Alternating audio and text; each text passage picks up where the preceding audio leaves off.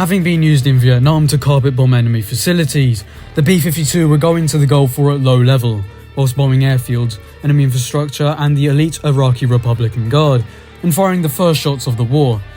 This is the story of Desert Storm's buffs.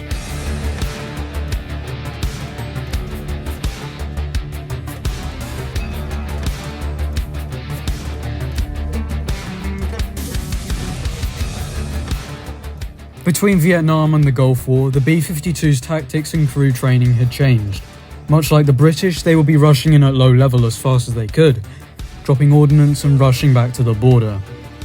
That was the case for the Mod 777 B-52Gs. Let's have a look at the AGM-86 capable aircraft. The AGM-86B was a cruise missile with a W-80 nuclear warhead and was rapidly modified to carry the 1,000-pound conventional warhead and named the AGM-86 ALCM. Air-launched cruise missile. This weapon would allow the B-52s to fire over Saudi airspace and strike Iraq. This new weapon, along with the Tomahawk, was shrouded in a cloud of darkness. The AGM-86C would be tested on the first night of the war. In fact, they would be the first shots fired as part of Operation Senior Surprise, or Secret Squirrel. During Desert Shield, the lead-up to Saddam Hussein's deadline to withdraw from Kuwait, the B-52 crews would begin practicing for a very long-duration mission, with 2 extra crew members, bringing the total to 8 crew members to help manage the 35-hour-long flight. At 3 AM on the 16th of January 1991, 7 Sierra crew B-52Gs left Barksdale Air Force Base in Louisiana and embarked on a 14,000-kilometer round journey to the Persian Gulf and back. Their route would take them over the eastern states, over the Atlantic, southern Europe, through the Mediterranean past watchful Egypt, before entering the launch area over Saudi Arabia. Their call signs will be Doom 31 through to Doom 37. They'll be carrying a grand total of 36 AGM-86 ALCMs, with 4 carrying 6 missiles and 3 carrying 5 missiles. I know, right? That's a bit uneven, considering they could carry 8. B-52G Clipper 2, Doom 34 was the lead aircraft. However, suffered a fluctuating oil pressure in both engines and on that pylon, and they had to be shut off. The B-52s will be refueled by KC-135s and then later KC-10s. The KC-135s didn't know what the buffs were bombing, however one boom operator held up a sign saying good hunting.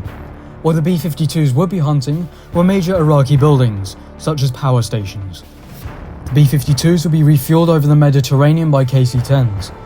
Finally reaching Saudi Arabia, they could begin prepping the cruise missiles. 60 miles from the Iraqi border, over the Saudi town of Ar, the B-52 started their launch cycle. They'll be dropping the AGM-86s over a period of 10 minutes, and was specifically done so in order to achieve a simultaneous impact on all targets. The aircraft also spaced out their weapon release in order to limit the likelihood of any collisions. 4 missiles would have software failures and would be brought back to Barksdale. After their firing window was over, they turned back and headed for home. It would later be known that one of the cruise missiles had failed to explode. One's Williams F-107 turbofan engine had failed on release, and the missile had glided intact, resulting in a search for and destruction of the undetonated piece of new breakthrough technology. A third missile was reported to be shot down, however the missiles achieved an 85 to 91% success rate during the mission. Not bad for the first outing of the cruise missile. Now then, back to the aircraft. The crews had little motivation on their mission as the excitement was over.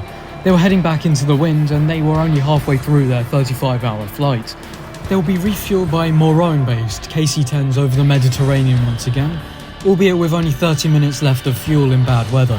Moron-based KC-10s would meet up with the B-52s once again, when the buffs were flying through a 130 to 40 knot headwind, which grounded the KC-135s. The KC-10s were scrambled and refueled the buffs once again. Upon landing at Barksdale, the B-52s immediately taxied to their hangars to limit the exposure of the new weaponry to the public. Secret Squirrel's B-52s would break any previous records on the longest duration of a mission. If you want to visit any of these B-52s that took part in Secret Squirrel, visit either Eglin or Pima. The rest were scrapped. Also a nice tip I learnt in identifying Mod 777 and cruise missile capable B-52Gs is how the cruise missile aircraft were fitted with a wing root fairings, or straightlets.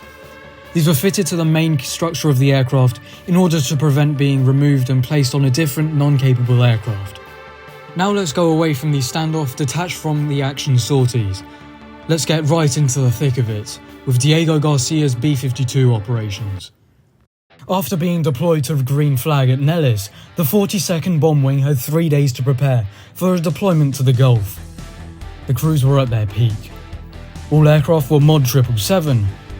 Just after Kuwait was invaded, the crews would be tasked with bombing Iraqi tanks if an invasion of Saudi Arabia ever happened, but this was later given to F-16s and A-10s. The transition to low-level missions for the B-52s meant they had to fly very low. Something just feels a little off with the wings level and the fuselage angle downwards, don't you think? Anyways, the crews had to use their terrain radar screen, with navigators and radar navigators being glued to the radar altimeter. Night vision goggles were used by the pilot and co-pilot. The low-light camera was attempted to be used, but was pretty much useless low over the desert. On training missions in Saudi Arabia, crews often had to fend off pretend attacks from US or RAF fighter aircraft, with the buff's tail gunners telling the pilots which way to jink. On the way back from the sorties, a ship was placed out along a path back home, which the crews had to jam the threat before landing at Diego Garcia. After the workup, January 16th rolled in, and at 2009 hours Baghdad time, 18 B-52s took off from Diego Garcia. 5 of these aircraft would be air spares and soon peeled off, leaving the main bulk of the flight. 12 out of the remaining 13 aircraft managed to reach their targets, with 1 turning back due to a malfunction in the jamming system. 6 aircraft would be landing at Jeddah's King Abdulaziz Airport, and at Diego Garcia would be replaced by 6 from the 1500th Strategic Air Wing based at Guam. Let's have a look at some of the sorties from the position of the individual crews and aircraft. B-52G 580248, 6 to 8 feet of its tail blown off by either A hit from a AAA taking the tail section off, or B, a HARM high-speed anti-radiation missile fired from an Air Force F-4G. Logically speaking, you'll say it's the AAA, no? Well, due to the patterns of the explosion being in a downward motion, and the fact that the B-52 had turned on its defensive fire control system just after an F-4G had fired its AGM-88 in a similar direction, the HARM had switched its course and went for the B-52's DFCS, ripping a good amount of the tail off. The aircraft 0248 returned to Diego Garcia, where it spent the rest of the war, as it was unflyable to get it to a repair facility at Guam. Another B-52 at Guam had a wing spar issue, and the tail section of that aircraft was fitted to 0248. Now let's hear from Captain John Ritter, who flew on night 1 against an Iraqi dispersal airfield, As Salaman. This airfield was the centre of Iraqi air defence network and the rear echelon of their army divisions.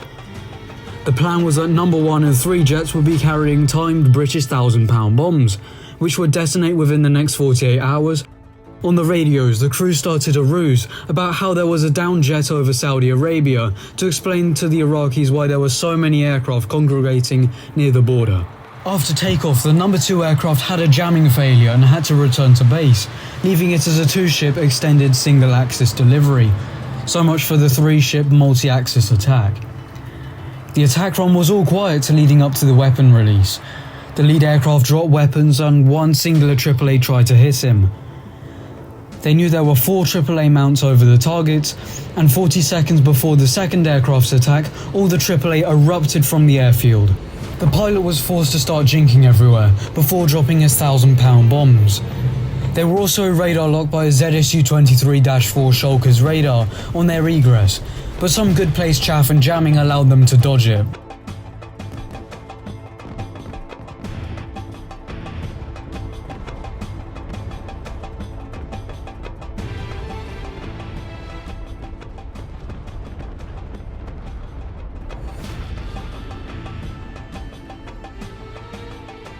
After meeting back up with the lead aircraft, they told number 3 that several shoulder-launched IR-guided SAMs were fired at them, but none hit. A lucky escape considering how big of a target the B-52 seems to be at low level. After passing through the border and passing a check from Navy Tomcats ensuring they weren't followed by an Iraqi aircraft trying to sneak in, the Buffs could turn on their lights and return to the base. On a different airbase attack, one Mirage F.1 was taxiing for takeoff, presumably to intercept coalition aircraft, when out of nowhere a B-52 popped up and dropped a ton of gator mines on him, and well, let's say the fireworks looked nice, but things didn't end up well with the Mirage pilot.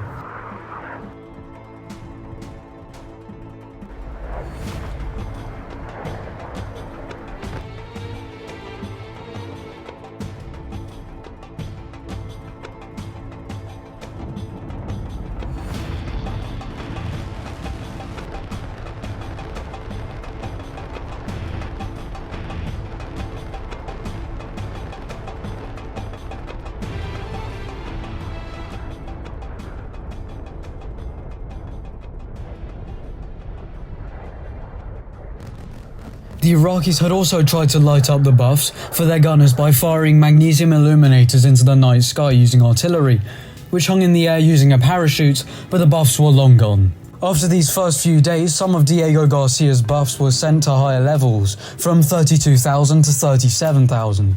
However, due to the unusually high winds, the bombs were not as precise as they could have been. Low-level operations were carried out against the Iraqi Republican Guard, using the CBU-52 and the 58 against softer targets, and nightly interdiction sorties were carried out against railroads, SAM sites, ammunition factories and storage areas, using 750-pound M117s, Mark 82s and CBU-87s.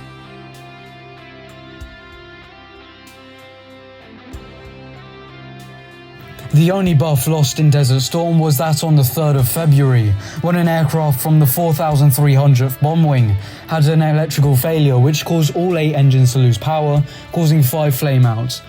3 crew ejected, and the others tried but sadly passed away.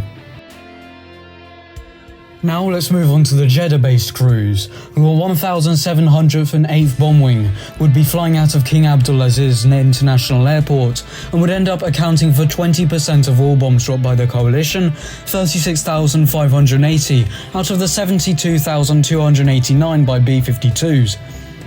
There'll be a grand total of 36 low-level sorties before transitioning up to medium level.